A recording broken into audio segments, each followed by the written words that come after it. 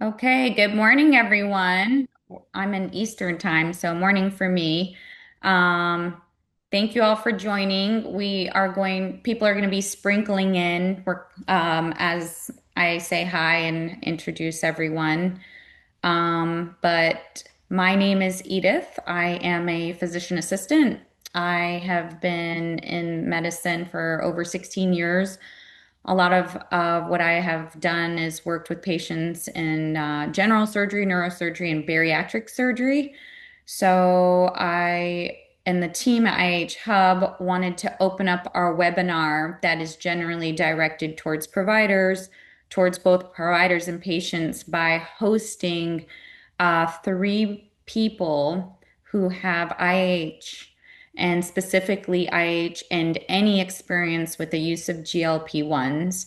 GLP-1s have been around for some time, but it's gained a lot of press recently because of notable weight loss. And as IH patients have been told over and over again, if you lose a few pounds, you're going to feel better.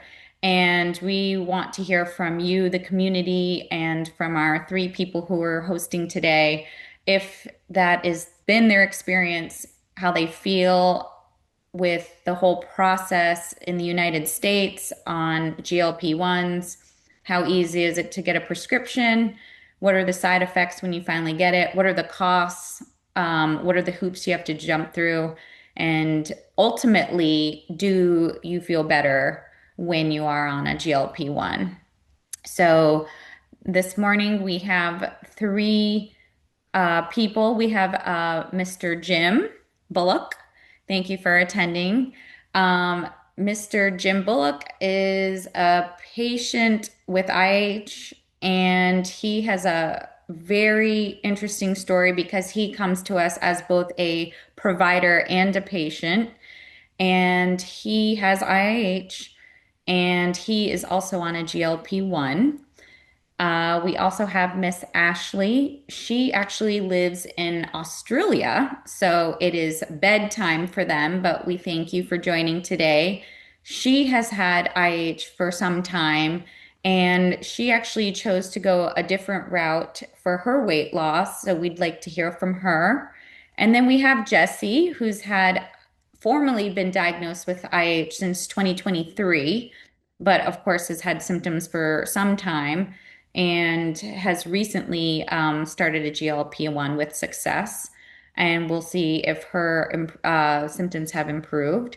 So, thank you all for joining this morning. Just if everyone can double check if they have their mics on mute, we greatly appreciate it.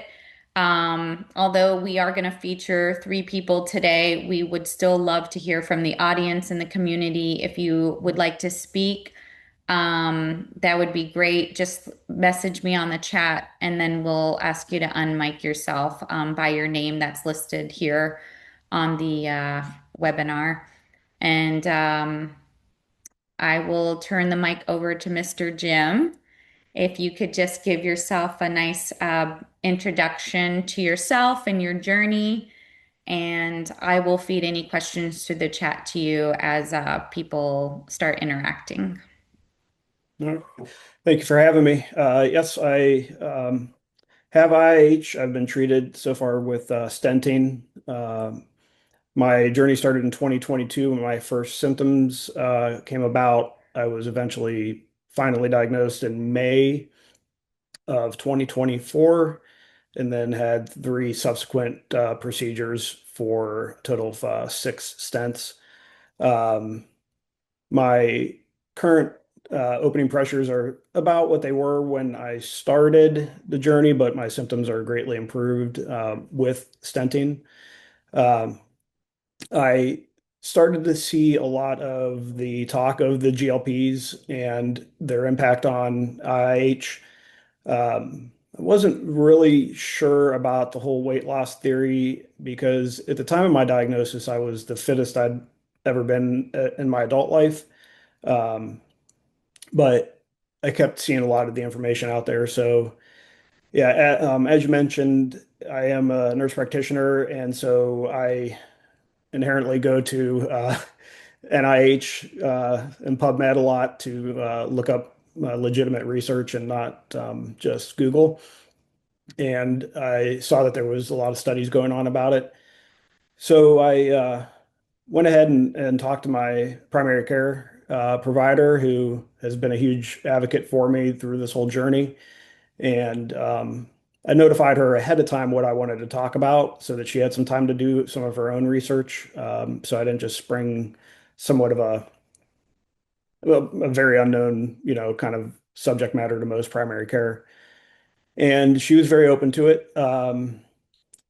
She went ahead and ordered Zepbound for me. I started at 2.5. I was paying out of pocket for it, $300 a month. At the turn of the year, our insurance provider for our pharmacy coverage changed, and I called them and asked them what the process was to get GLPs covered under our new insurance. Um, so I followed those guidelines. And one of the criteria was it had to be ordered by somebody in the health system that I work for and filled by our health system. Unfortunately, none of my providers are in my health system. So the route I chose was to go to what is called Core Life. It's the weight loss program for our institution, for our hospital system. Again, I also communicated with my provider that I was going to see there and let them know kind of what my intentions were behind my visit. And I met with her, and she had a couple other patients that were doing the same approach as myself, and she was very on board to help me out. And so I started to get my Zepbound through my pharmacy coverage, which reduced my cost to $40 a month from 300. And so I went from getting it from Lilly Direct to getting it from my pharmacy. I've had about 12 pounds of weight loss. I've been able to cut my Diamox in half, but I'm still not completely off of it. From an outsider's point of view, my wife felt that she saw my physical movement improve within 48 to 72 hours after taking my first injection. Um, I didn't notice it, but she's very attuned to my body language, and she knows I'm typically most symptomatic in the morning. And she said that my morning movements were much smoother within the first few days. So I've moved up to 5 milligrams. I'm planning on staying at 5 milligrams for the time being, and that's largely because there's still some possible surgical procedures that need to be done, and I don't want to have too many moving parts at one time to be able to know what's helping and what's not. So yeah, I'm on 5 milligrams now, and I'm very happy that I've been able to cut my Diamox in half. As we all know, that's can be a brutal medicine. So yeah, that's the long and short of 2.5 years or so, 3 years. Thank you so much for sharing that. One of the points that I think some people think about or talk about when going on a GLP-1, kind of like in your case, is you go to your doctor and you're like, "Hey, can I be put on a GLP-1?" And they're like, "Yeah, sure. Here's your prescription." And everyone's like, yay, we super easy. But then you get to the pharmacy, they fill it for you, and it's $300 for a month's supply. And that's insane. So some people get that route, and then some people have to go the prior authorization route where they have to jump through hoops and hurdles, and it takes months and months and months and months, and you're suffering. And then you finally get to that point, and it's still expensive. So that's great to hear that you were able to go through that route and get it to a price point where it's tolerable for you. Um, I I think I may have missed. Did you say how much weight you would say you've lost since you started? I'd say probably about 12 pounds, and I've been on it for about 12 weeks. So The initial weight loss was a little faster and it slowed a little bit, but averaging about a pound a week. Wow. Wonderful. And you would say that you feel better, or to your point, maybe your wife notices some of these small little tiny things about you, but overall, would you say you have a symptom that is, different that you're on it than when you're not? Yeah, I have a lot of positional dependent symptoms. It sounds weird, but especially like getting out of the car, for some reason would flare my symptoms. And I would often kind of hang around the car or get a buggy right away. So I had kind of a walker of sorts. Um, and I found in particular that significantly improved. Okay. Okay. So, well, good. Does anyone from our audience have a question for Jim regarding his story? Like he mentioned, he is a provider and a patient. He has had stents placed recently and he is on a GLP-1. Um, Next, I have Miss Jessie. If you're here, we'd love to hear from you as well. Like I mentioned, Jessie has had been formally diagnosed since 2023 with IIH and is currently on a GLP-1. So we would love to hear your story if we could hear from you. Yep, I'm here. Yeah, thanks for having me. No, I thank Yeah, you. can you hear me okay? Yeah. Great. Okay. So yeah, I was formally diagnosed in 2023. But kind of like Jim was saying, I had symptoms before that. 2022, I was having pulsatile tinnitus and vision changes. And I really wasn't sure what was going on. I had headaches. Um, in the years prior to those symptoms appearing, I had gained quite a bit of weight, which was not normal for me. I suddenly started gaining weight, about 60 pounds, and I'd always been very athletic my entire life, so this was kind of a new thing. None of my doctors could explain it. I would later learn that this was perimenopause and hypothyroidism, which was later treated. But by the time of my diagnosis in 2023, I was still carrying that weight.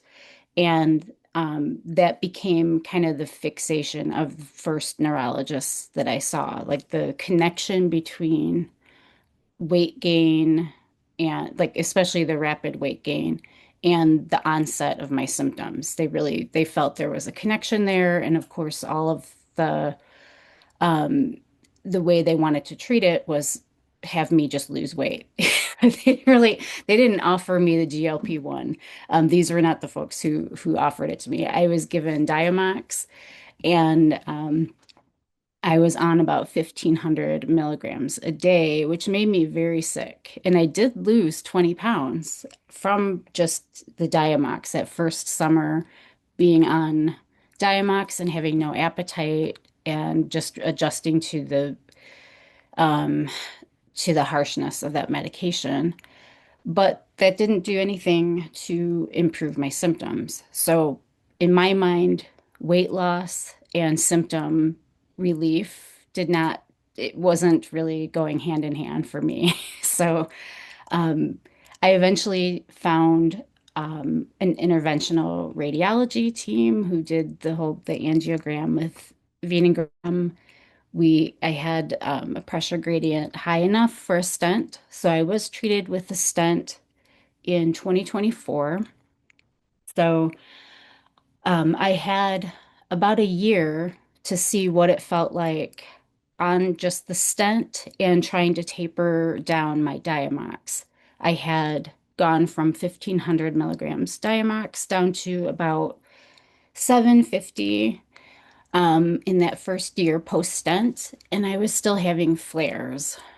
I would have about 6 weeks of all of my symptoms returning every 4 months or so.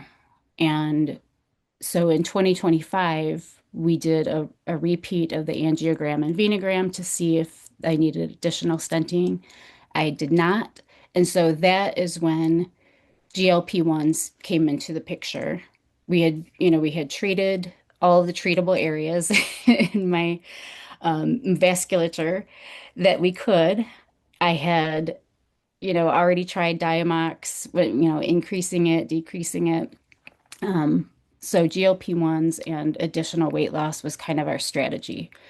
Since I was already working with an endocrinologist, and I had also separately had a sleep study done. I had just done that on my own and gotten one when I was experiencing symptoms and no relief before I had Diamox.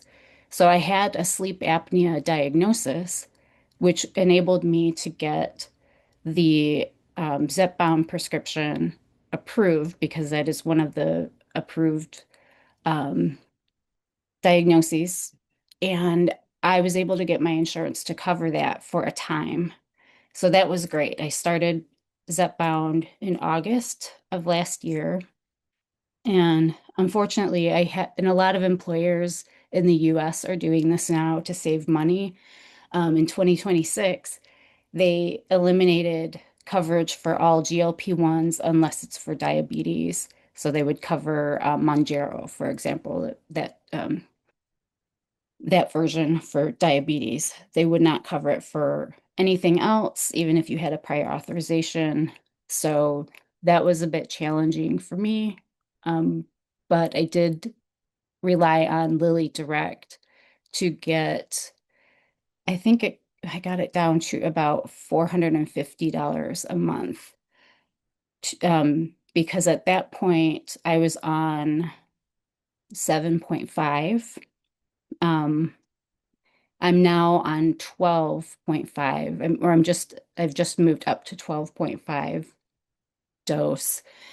And in that time, I've usually fall, usually I should say the change of any season is the onset of a flare for me. So I've been able to get through two season changes. And like right now, this time of year where I'm at in the Midwest, is usually pretty harsh for a flare as well. So by now I would have had about three flares, and I've only had a couple of weeks of really not a full return of symptoms, but just really bad headaches. We've had lots of windstorms here, and so I'm going to chalk it up to barometric pressure that I think is unavoidable um, for those of us with IIH. So I've been able to enjoy flare-free seasons so far, and my Diamox dose is now down to 350, or I'm sorry, 375. I take a 250 and a half of a 250, so 375 a day. And my follow-ups for my neurology and neuro-ophthalmology are actually this week as well. But those follow-ups have been great the last couple.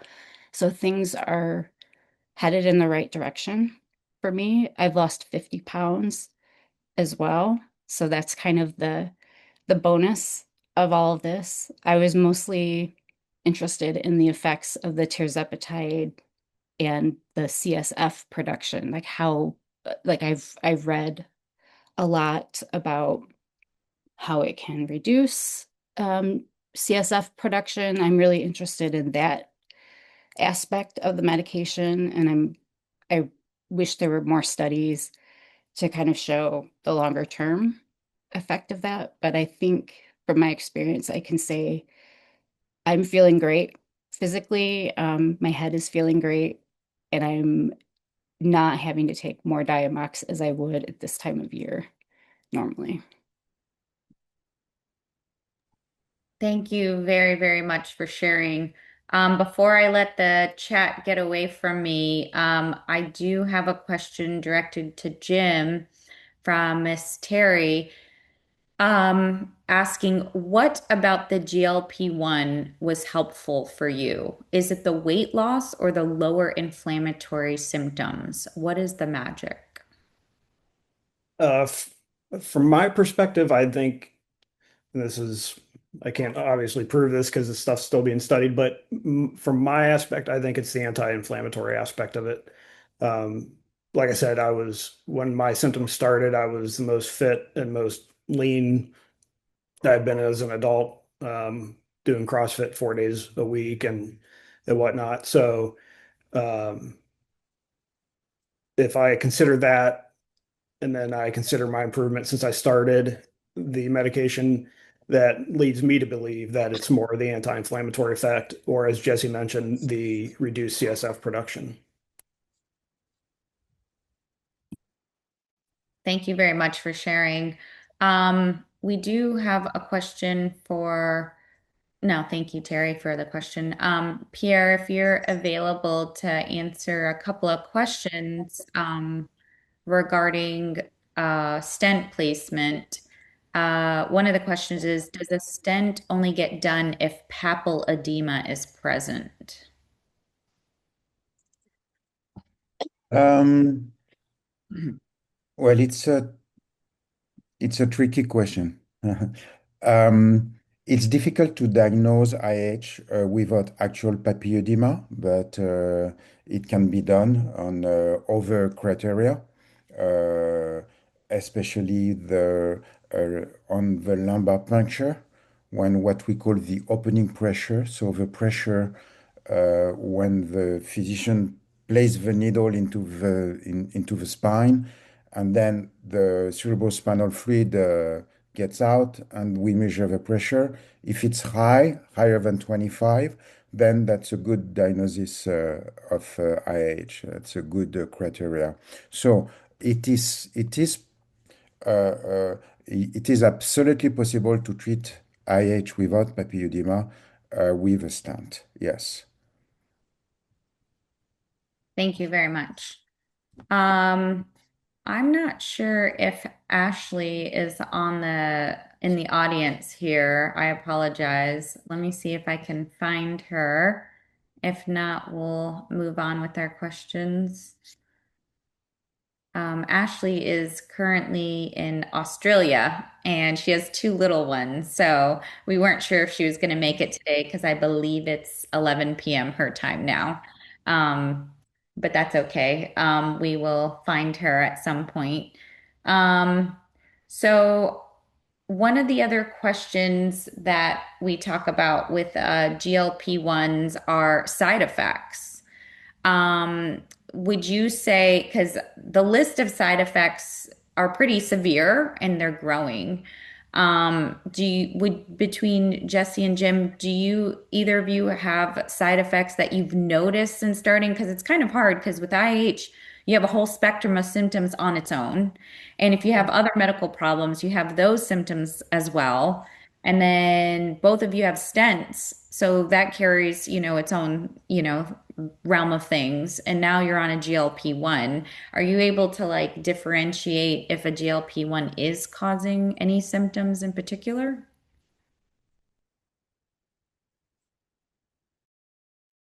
Uh, the only real symptoms I had was heartburn when I first started, and that was remedied just by over-the-counter H2 blocker, and that seemed to take care of that. So I haven't had any other real significant problems that I've been able to identify. Thank you. And Jesse, any side effects you could like tease out to say that are specifically from your GLP-1 use? Yeah, yeah. Since I had the benefit of the full year of the stent without being on the GLP-1, and then to kind of see what are those symptoms um, after the fact. Once I started the GLP-1, the beginning dose, the 2.5, I didn't have any side effects, and I thought, this is great. I hope everything is like this going forward. But I knew that wasn't the case. That wouldn't be the case. Once I moved up to 5 and all the subsequent doses, I did have a little bit of nausea, very mild. My doctor had prescribed Zofran, and it's a dissolvable tablet, and it's very effective. And I was able to take that and still, go about my day. It didn't impact anything else. So that was the biggest thing, was just occasional nausea that would just happen um, randomly. So I always carry Zofran with me. The other thing was dizziness and a little bit of the heartburn, like what Jim had mentioned. And that's really about it.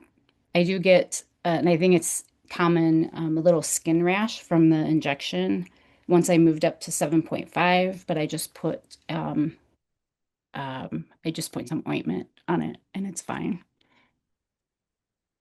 A question for both of you is they want to know specifically, Jim, can I ask which H2 blocker you took for heartburn? I began semaglutide in the fall and had to stop it because the heartburn was so severe.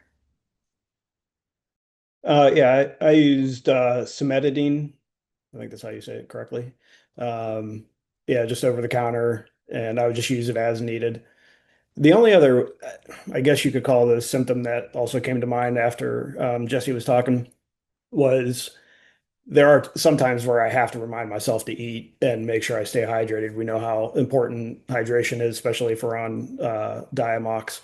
So just being consciously aware, because there's sometimes I just don't want to eat. Just there's no desire.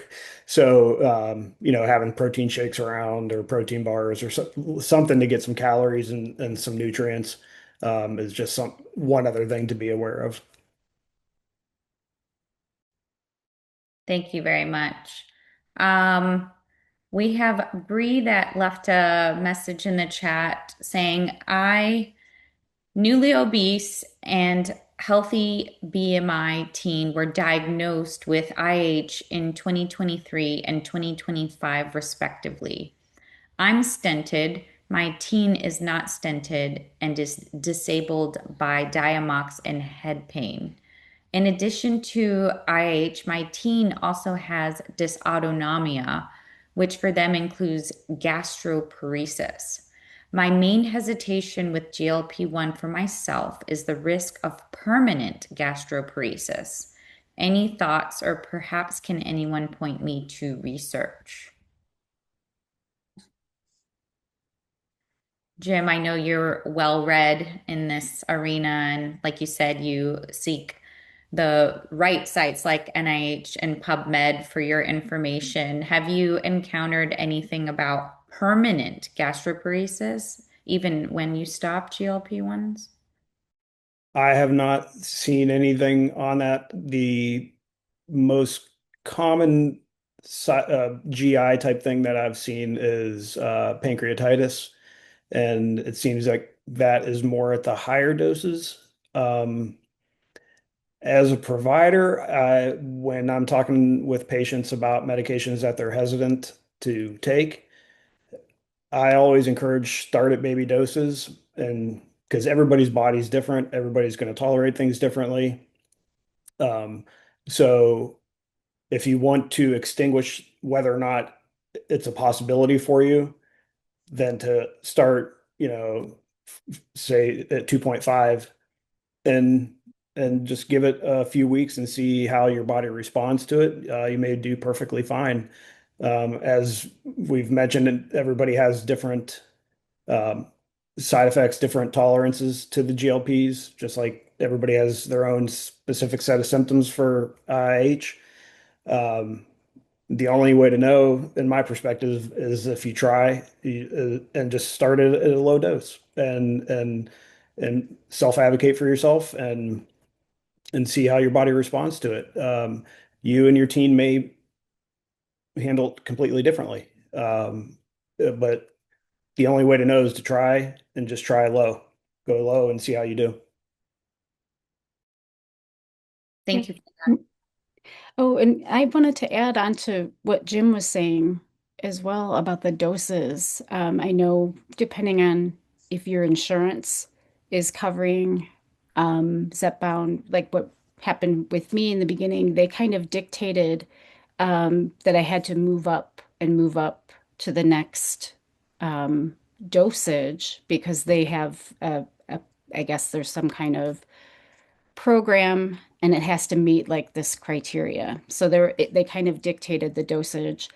And in the event that you want to stay at a low dose, I just like to mention that sometimes the insurance gives people a hard time, and they really shouldn't, because it's such an individualized experience. I myself was able to stay at the 10 milligram dose for several months because it was effective for me and there was no need to move up. But I had already moved on to Lilly Direct, so I didn't have my insurance company dictating what I could do. In the beginning, I wanted to stay at the 2.5 dose for 2 months in a row, and they would not cover that. So there's always those weird um, one-offs that I always like to mention, but it's really your health and at your advocacy and finding a partner, a care partner who will help prescribe and keep you at the dose you need. Yes, absolutely. And in fact, Maddie had just posted in our chat that Costco Pharmacy has better pricing for GLP-1s if insurance won't cover it for their members. Thank you for letting us know and the community know that. A question from Melissa to Jim is, Jim, if insurance won't cover GLP-1 and you pay out of pocket, do you still need to get a prescription from a doctor to get it? Yes, it's a medication, so it's a prescription medication. So you would still need to have primary, generally primary care or anybody in your team that's willing to do it. But yeah, you would still need, like Lilly Direct, they're going to need an order from a provider. And as far as Costco goes, unless this has changed, I think their prices were lower on the older GLPs like Wegovy. I don't know if their prices have made any improvement on Mounjaro and Zepbound yet, but Ozempic and Wegovy, I think, were where their really good prices were. Thank you for that. Lynn stated that she is on Zepbound 5 milligrams and have chosen to stay on a low dose for the past 14 months. My symptoms are minimal and I've lost almost 40 pounds. Congratulations, that's incredible. I hope that you feel great too. Um, Jim, is Zepbound the most used GLP-1 for IH or others are good too? Again, I can't prove this, but if you follow any of the support groups on like on social media, Mounjaro and Zepbound seem to be the most popular. From what I've read up on, those two seem to be the most thought to be the most effective at CSF production reduction. Um, and from what my neurosurgeon has told me, it seems to be that the Zepbound and Mounjaro seem to be the most effective. Yes, and in fact, I can try to include that on our website at some point. There's a really good paper that came out Mm-mm. showing a decrease in CSF production for those with IH, and I will try to annotate that for everyone here, and anyone who has missed it as well. Question to both Jesse and Jim. Have either of you taken both semaglutide and tirzepatide and can speak to whether the side effects are noticeably less with one over the other? So basically, or if you have had a GLP-1 and tried a different one for whatever reason it is, or you've always been on that same one, GLP-1.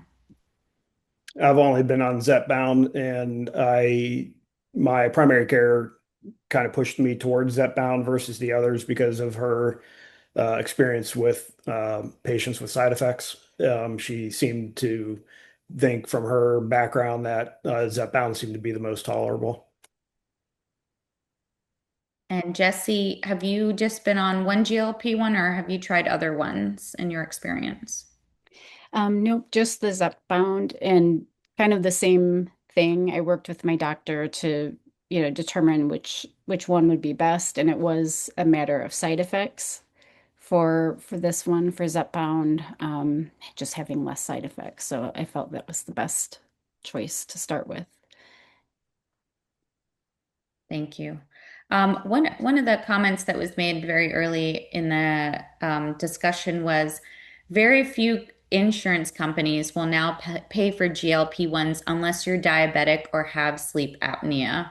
And that is very true.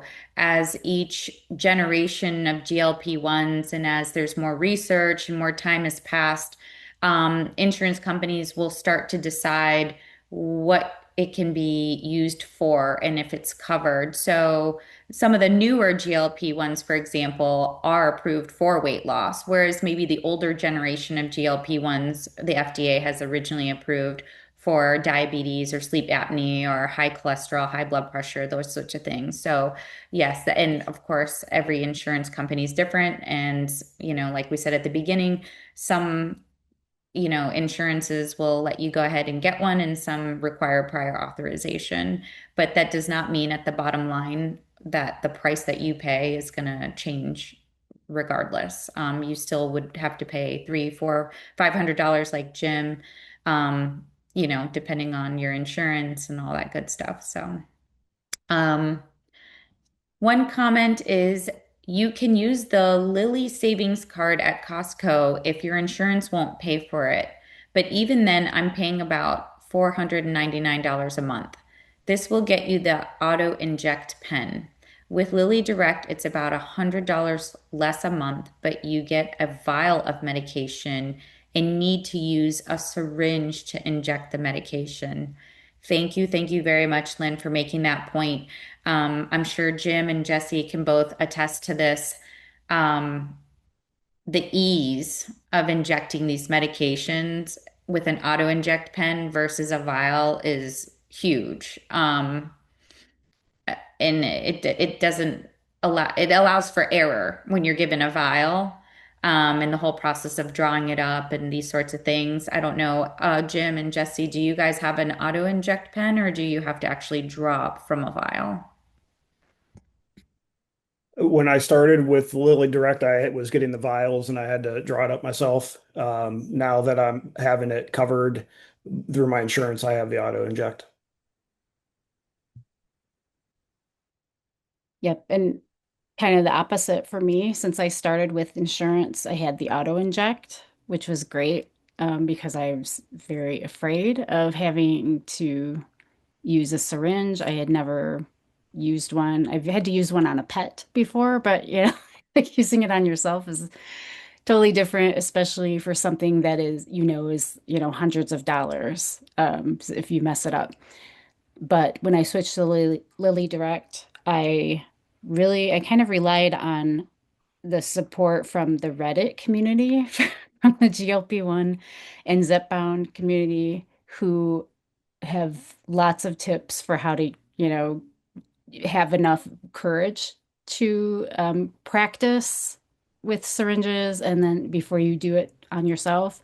So that's what I've been using since January is the vials and syringes, and they're actually a little less painful. I've found than the auto inject because you can kind of control it a little bit more. But everyone's experience is different. But if I can do it, I think anybody can. I was terrified.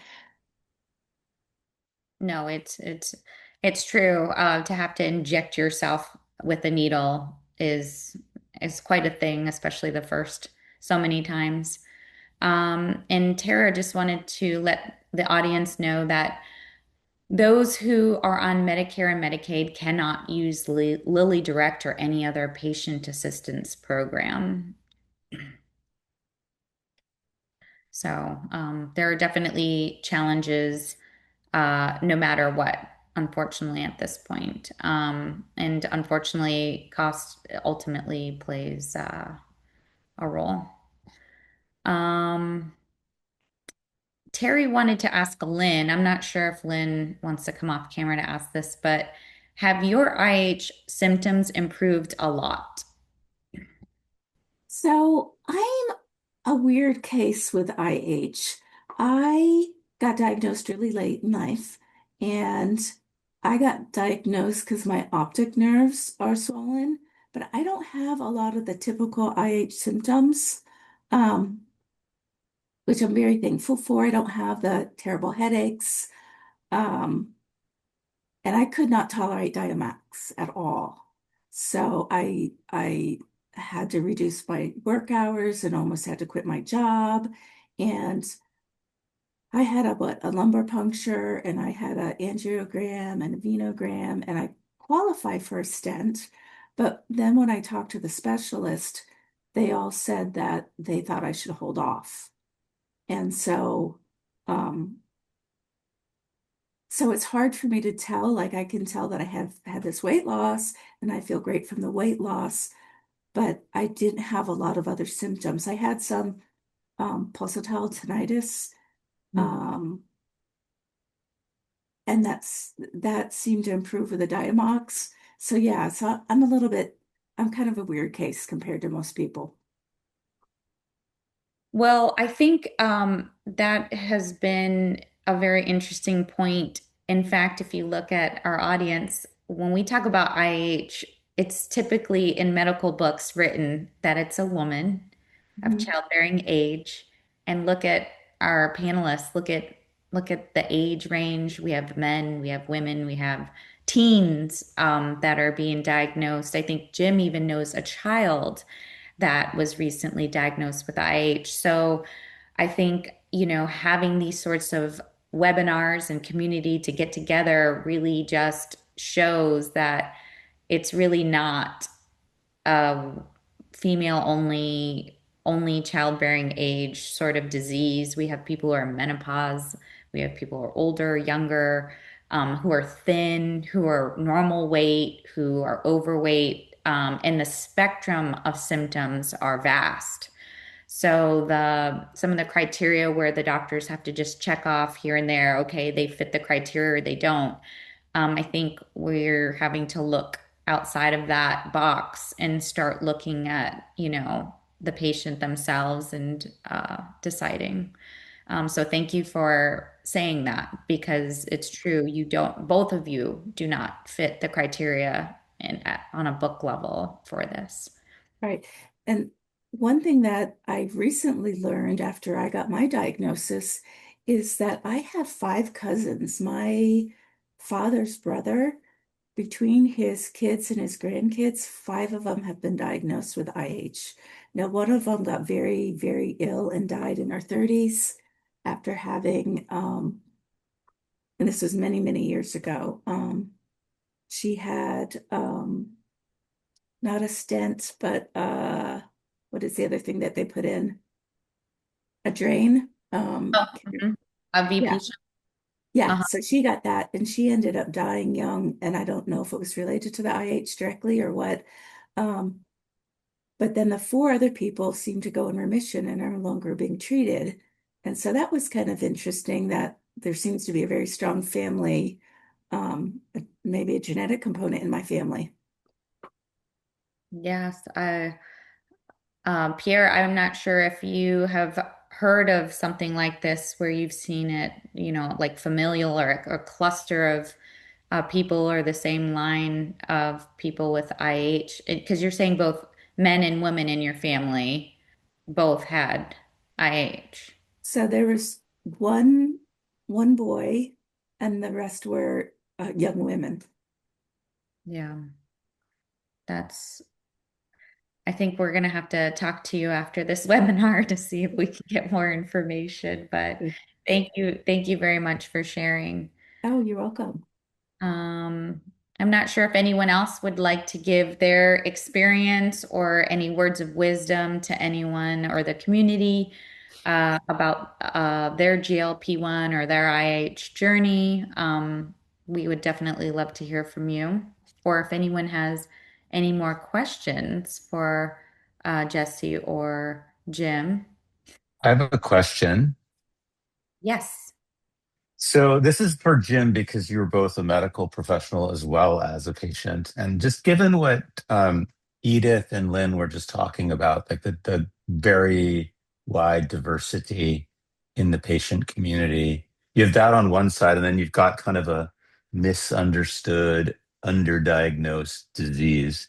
Like, do you have any tips for how all of us can better educate medical professionals? And it seems like IIH is diagnosed, and there's diversity in how it's diagnosed. The ER, optometrists, ophthalmologists, neuro-ophthalmologists, et cetera, et cetera, et cetera. Like but what can we all do to better educate medical professionals about the disease and how much angst it causes people and pain it causes people and the diversity of the community? Well, I could go on for this on the subject matter for a long time. Yeah, I think a big reason a lot of the diagnosis is missed is because of the whole childbearing age female. I mean, I saw a neurosurgeon early in my journey who treats it, and I think he was just so textbook in his thinking that he didn't pick up on a lot of the common symptoms that I have that a lot of us have. So I think that a lot of it is missed because of that. Um, and as Lynn was saying, I have a patient that's of mine that's she got diagnosed at 80. I know a guy that got diagnosed at 66. So we were talking about before we went live, just self-advocacy. We have to be our own advocates. We have to be relentless, and but do it in a wise, professional, um, measured way, and really self-advocate for ourselves. Something that I have done, like I mentioned, is I will send in my chart or whatever medical record system you're using. I will send them a message ahead of time to just kind of lay the groundwork of where I want to go with the visit and kind of what the background is or whatnot.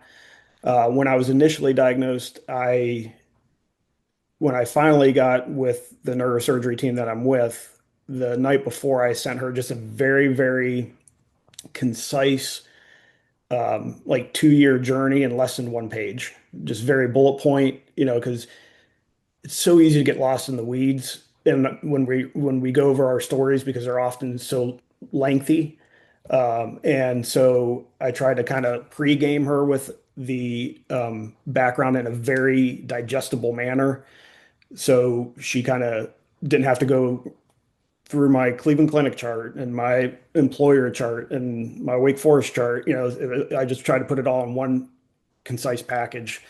Um, and educating. I mean, I've I work with very, very intelligent cardiologists, interventionalists, EP doctors. None of them had ever heard of this. And they've, many of them have trained at very prestigious, teaching institutions, and not a single one of them had ever heard of it. And one of my cardiologists, her husband's a neurologist, and she kept tabs on me, and she never once ever mentioned it. So I think it's a lot of self-advocacy. I think a lot of it is doing it in a way that you come in prepared. I'm a huge proponent of coming in with a list so that you don't forget everything, that you stay on script, that you don't get sidetracked, and that you are disciplined in how you interact with your provider. And I think a lot of it is education. I have My situation is unique, but I have worked with patients that had it and were at a dead end, or I highly suspected that they had it. And I worked directly with their primary care to try to pave the way for them to be able to get in to the right providers to be evaluated for it. Um, I think having a primary care provider that is on your team is huge. That can't be understated.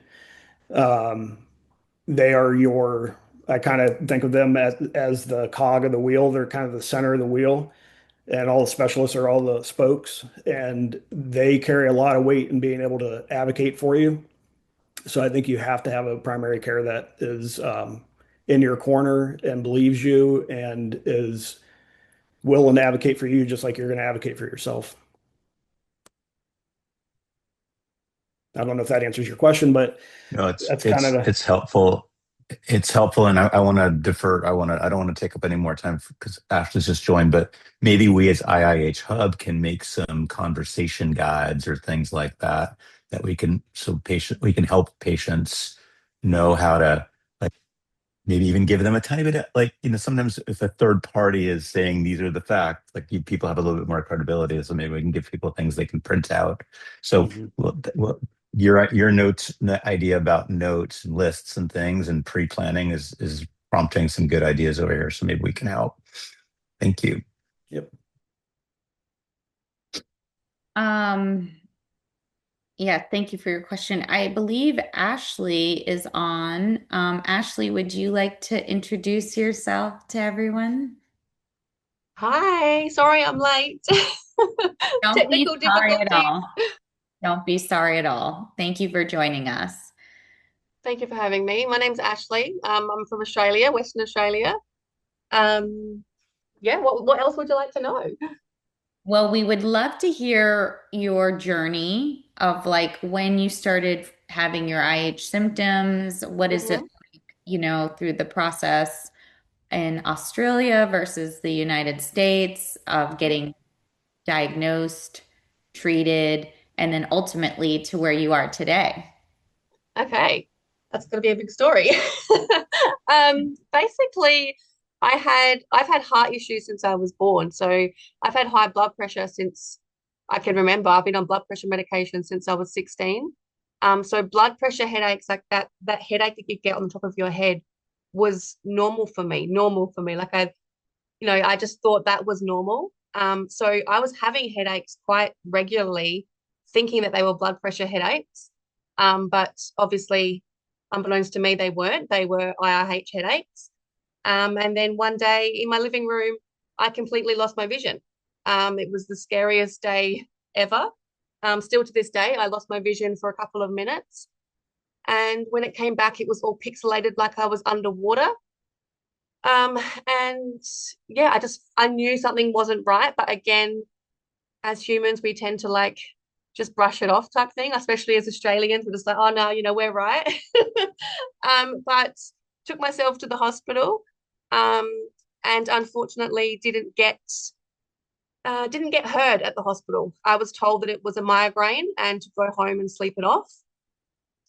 So that's what I did. But I actually made myself a appointment with the optometrist the next day because I just knew that it wasn't right. It wasn't normal. It wasn't a blood pressure headache. I'd never experienced it before.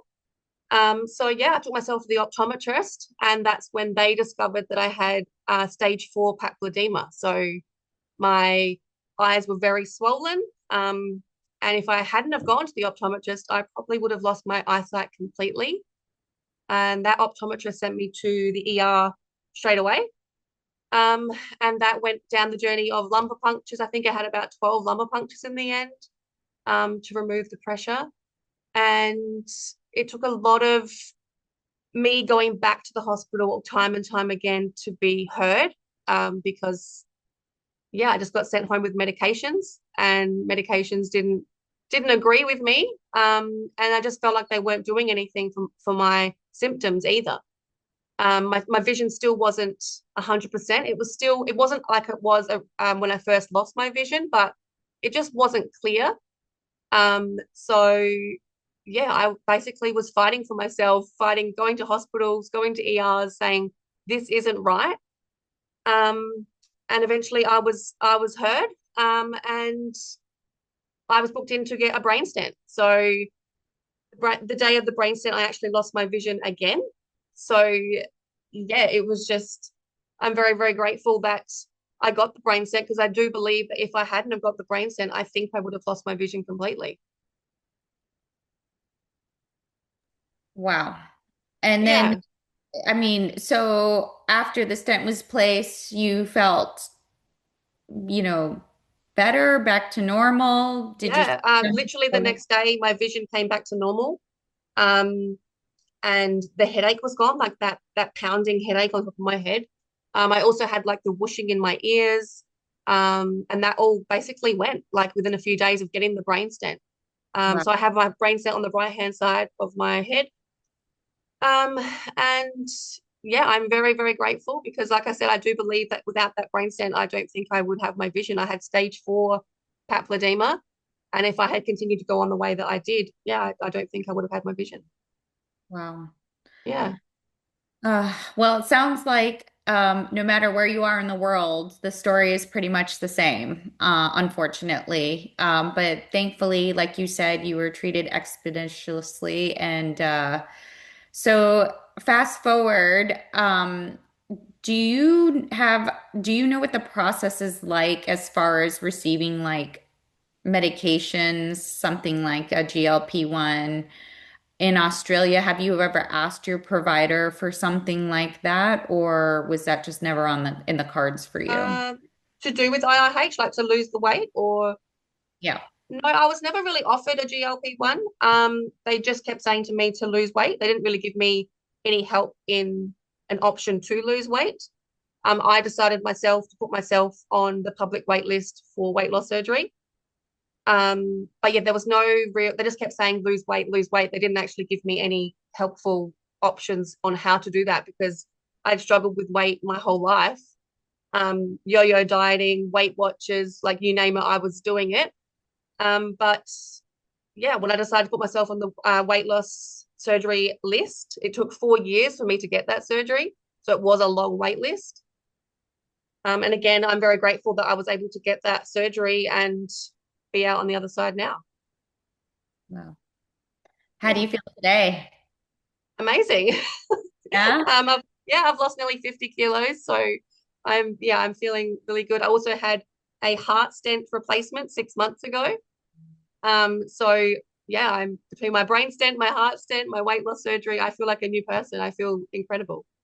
Wow. Well, Yeah, I feel the energy. I feel a lot of happy yeah. energy coming from you. So very good. Thank you very Thank much you.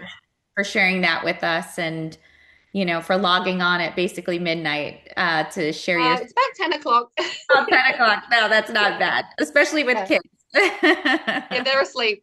I'm Okay. hiding in my room. Oh, well, thank you so much, Ashley, for sharing that with us. Thank you for having Um, me. does anyone have any questions for anyone before we wrap it up? Let's see. One more? Yes. So just I was shaking my head as I was listening to you, Ashley, like just how hard it was for you to just be taken seriously. And it's maddening, honestly. And I'm so glad that ultimately you were. And it kind of goes back to what Jim was saying about advocacy. But I'm just wondering, like, what do you remember what turned it for you? Like, was it a different provider? Did you come in a different way? Like, what flipped it for you to be taken seriously so that you could be taken care of? I think I just kept pushing. I didn't take no for an answer. I honestly just kept going back to I even went to different hospitals and just kept trying different people. I was on at 8 Diamox at the time. So 8 Diamox, it just wasn't agreeing with me. I felt awful and I just felt like it wasn't helping my symptoms. So I spent a lot of time at the ER just continuing to go back to advocate for myself and saying this isn't right. And I think it just took that one person, that one nurse, that one doctor who listened, and I was heard. Do you have any tips for people that aren't, because that's a certain personality type that it seems both of you, Jim, both of you guys have. Like you are persistent, you are self-advocate. It's not a word, but you're self Yeah. advocate advocacy-ish. You can self-advocate, but not everyone can. And do you have any tips for how people who don't feel so comfortable just pushing, even when they're feeling great? Not everyone is like that. Do you have any tips for how people like that can get someone on their side to go with them, or just get that skill onto their team somehow? Yeah. Honestly, I don't think I started off that way. I think the more no's and the more times I didn't get heard, I think it just gave me that push to keep going and to keep trying to get answers for myself. If I could tell someone anything, it'd probably just be keep going. Like, you deserve to be seen, you deserve to be heard, and you deserve to feel good. Like, you deserve to feel good within yourself and don't take no for an answer. And that one person will listen. You just have to keep going. Yeah, I think also, nowadays they have, well, we have a bunch of things. Medical ID bracelets, medical cards that I've seen that literally puts like the highlights of like you, because at some point, like, in Ashley's situation, especially like your vision's lost. How are you going to even speak to anyone to explain the years of all of this where it culminated finally to the point where you just lost your vision? Like, there's no time. This is an emergency. So I think having on a smartphone or shared note with you, your family members, or, because we're technology now, but a piece of paper if you're old school, where it says like, the five big things about IAH and like your medications at the minimum, so it can be handed to the care team in emergency situations. Of course, you'll have the rest like on there are apps now that keep track of all of this stuff. And, like both of you and our community, just to be an advocate, educate your family members even. I had someone reach out to me that told me their family didn't believe that there is a thing called IIH, which I almost fell off my chair. I was like, wow, this is really something. It's terrible. But I hate to almost say this, but I almost feel like some providers feel that way too. Like what is IIH? Like Jim mentioned, and myself, like you work with very smart people. It's not that they're dumb, but they just don't know. And especially when they're not in the neurology field or neurosurgery field where they're seeing these patients and treating them, the general care practitioners, the primary care doctors, they unfortunately usually don't know.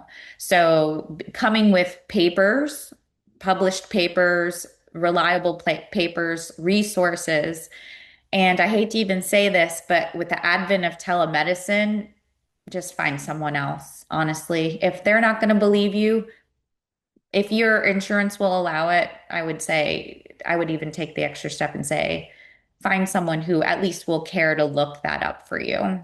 Um, but if anyone has any other final comments, I think if everyone is interested, we can always host another one in the future where we can all get together and chat.